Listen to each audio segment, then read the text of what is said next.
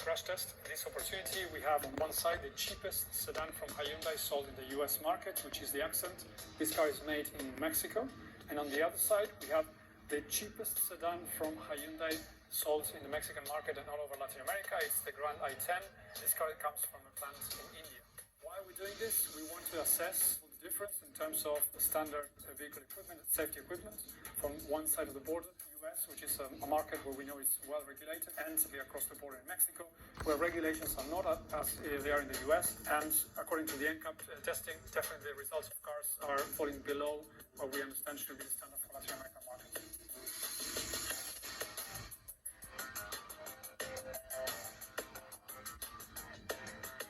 So we're now well into the second UN Decade of Action for Road Safety. There's a global plan for that decade, and within that, some very clear recommendations on vehicle safety, which Global NCAP, the Towards Zero Foundation, is 100% behind. The recommendations include standard fitment of electronic stability control, progress on fitment of autonomous emergency braking, intelligent speed assistance, all these crash avoidance technologies, plus application of the minimum crash worthiness standards for occupant protection and also for pedestrian protection.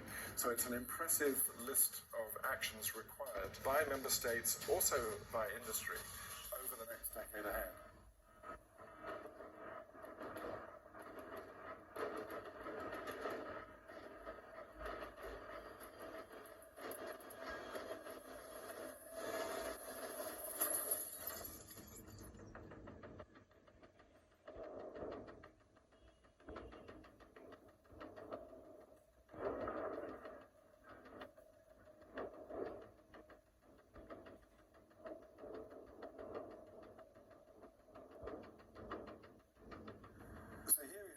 Mexican version of the Hyundai, least expensive version of the sedan that you can buy there. But unfortunately, in the crash test, you can see that the body shell has really crumpled extremely badly with the forces of the crash. The door area has collapsed, the A-pillar has bent, the steering wheel has moved back, and with just 2 airbags, the level of protection in the occupant zone is really rather poor, with a high risk of fatal or serious injury. The contrast with this version, which is an American Hyundai, the body shell has really performed well. There are 6 airbags. You can see even the windscreen is more or less intact.